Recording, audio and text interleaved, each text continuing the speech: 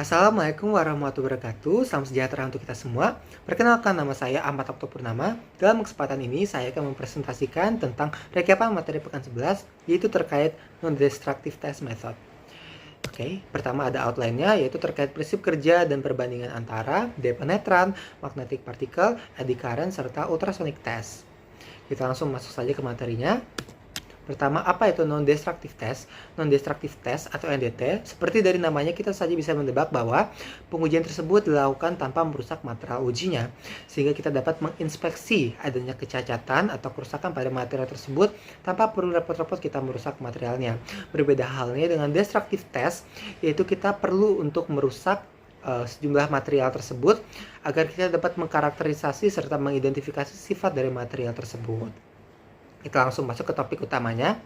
Yang pertama ada prinsip dari depenetran. Depenetran ini biasa digunakan untuk mendeteksi adanya kecacatan terhadap suatu material yang bersifat non-ferromagnetik atau non-magnetik. Biasanya menggunakan bantuan penetran atau juga develop yang memberikan indikasi adanya kecacatan berupa porositas, slack length, atau keretakan pada material uji. Seperti itu. Kemudian di bawahnya terdapat dua buah gambar yang merupakan contoh dari metode depenetran ya, contoh hasil ujinya. Di mana dari kedua gambar tersebut terdapat warna merah yang merupakan penetran ya, yang warnanya cukup mencolok, yang menandakan adanya indikasi kecacatan terhadap material uji kita. Untuk prosedurnya cukup mudah. Yang pertama kita hanya perlu membilas ya atau membersihkan permukaan uji dari kotoran. Selanjutnya kita keringkan sehingga bisa kita terapkan sebuah penetran.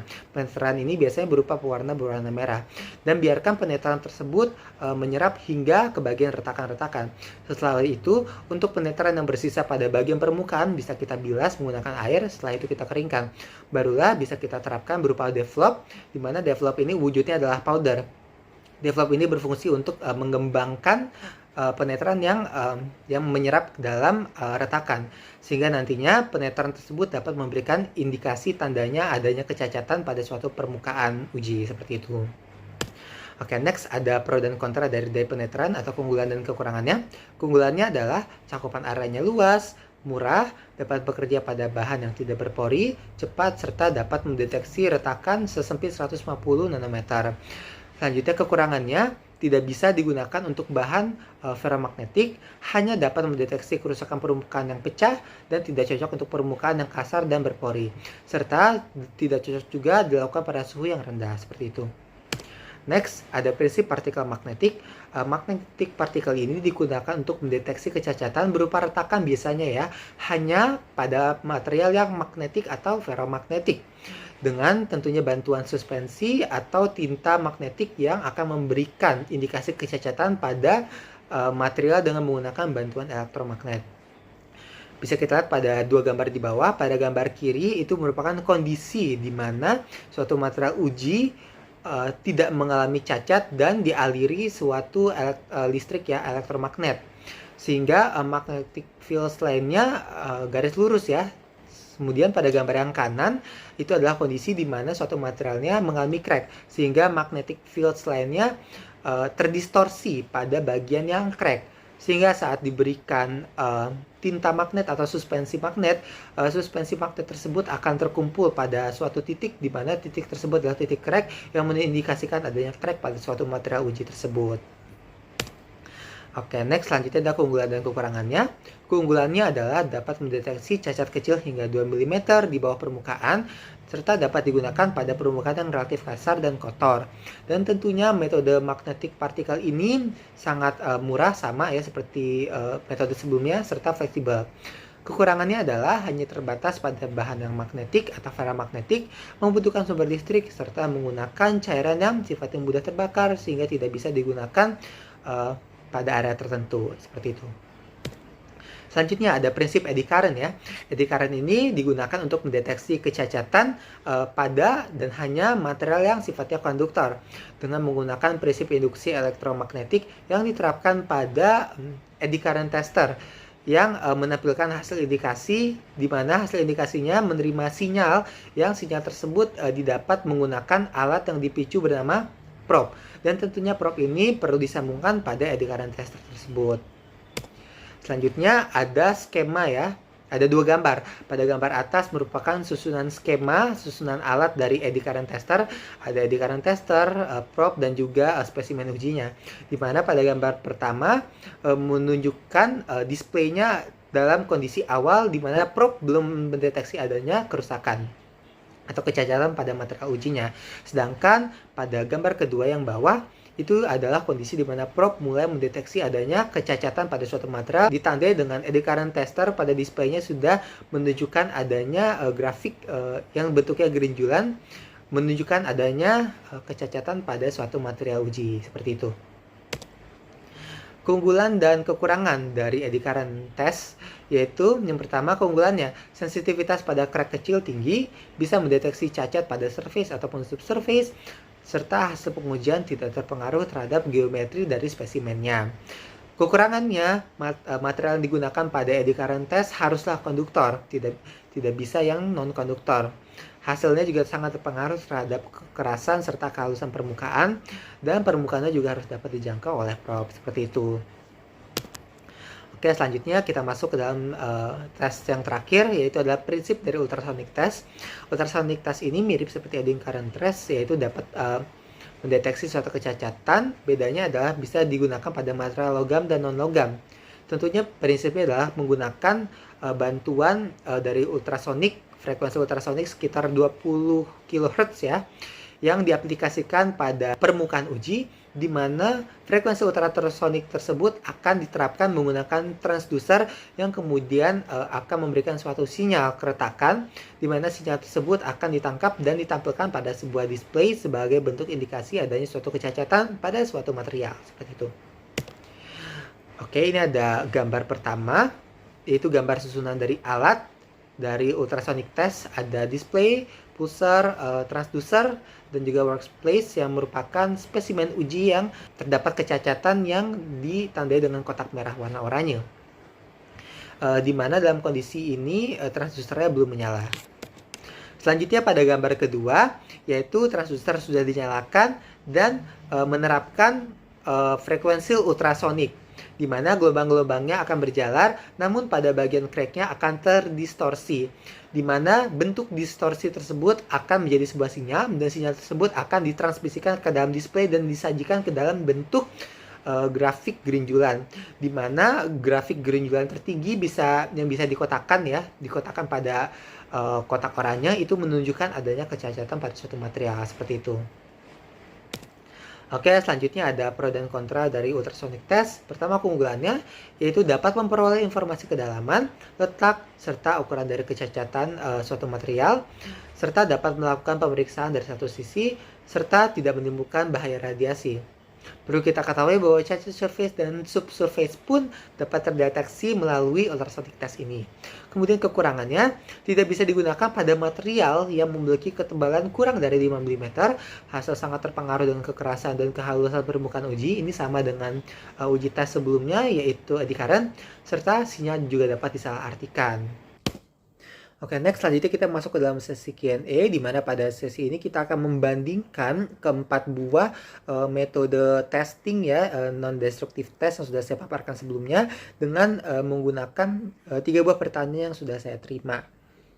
Dan di sini kita akan membandingkan keunggulan-keunggulannya ya. Oke, mari kita mulai ke pertanyaan pertama. Metode manakah yang paling efektif untuk mendeteksi cacat permukaan pada logam non-ferromagnetik?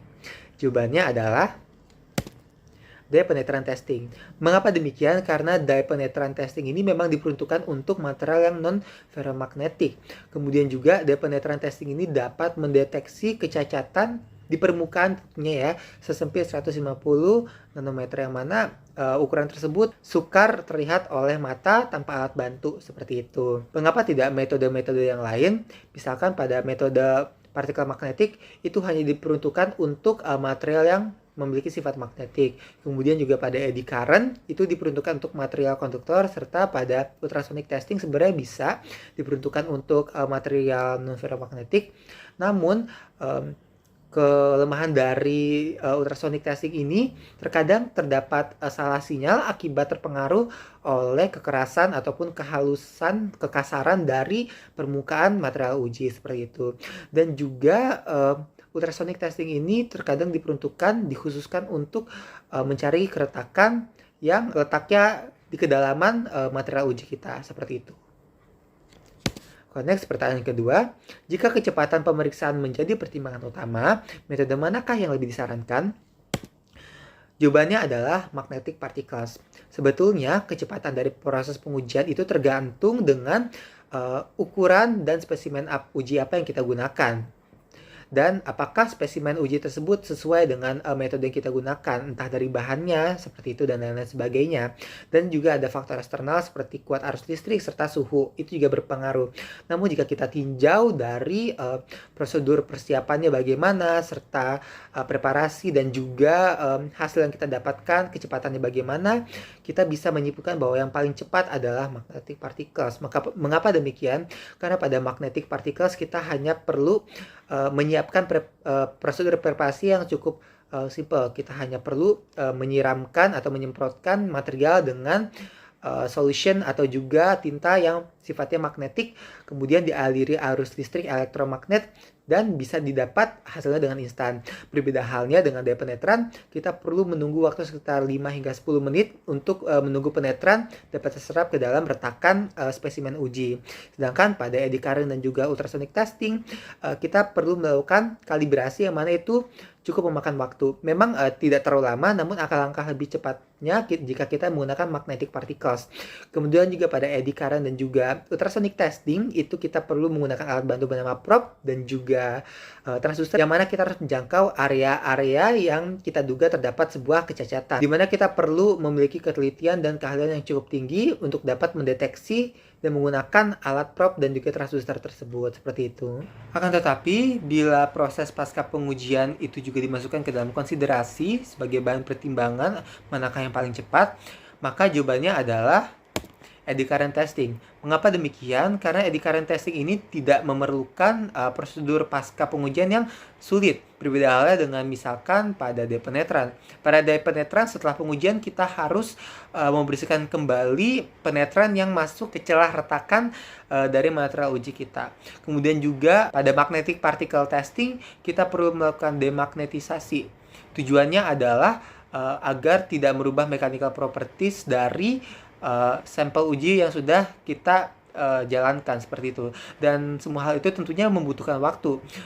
Dan juga pada ultrasonic testing sebenarnya tidak ada prosedur khusus, namun dari proses persiapannya juga cukup lama, apalagi pada tahap kalibrasinya. Maka dari itu jika dibandingkan dengan metode lainnya, eddy current memiliki tingkat kontinuitas serta frekuensi yang lebih tinggi untuk dijalankan saat akan menguji lebih dari satu material, karena proses pasca pengujiannya yang tidak terlalu sulit. Oke, selanjutnya ke pertanyaan ketiga. Dalam hal kesensitifan terhadap kecacatan kecil, metode manakah yang paling unggul? Jawabannya adalah ultrasonic testing. Mengapa demikian? Karena pada ultrasonic testing, prinsipnya adalah memancarkan gelombang ultrasonik, yang mana penjalaran gelombang ultrasonik ini cukup melebar sehingga bisa berinteraksi dengan sela-sela kecacatan yang terletak di dalam permukaan atau di dalam material spesimen uji kita, seperti itu. Dan sifat gelombang ultrasonik ini sangat sensitif meskipun ia berinteraksi dengan retakan atau kecacatan yang ukurannya kecil, sehingga ketika gelombang ultrasonik ini berinteraksi dengan kecacatan kecil tersebut akan tetap memantulkan gelombang tersebut yang menjadikan sebuah sinyal yang nantinya akan disalurkan ke dalam display yang menjadi adanya indikasi kecacatan pada material uji tersebut. Itulah sebabnya mengapa ultrasonic testing sangat cocok untuk mendeteksi kecacatan kecil pada suatu material uji kita, yaitu. Berikut ini ada daftar referensi yang digunakan. Sekian, terima kasih. Kurang lebihnya mohon maaf. Semoga video ini dapat bermanfaat bagi kita semua.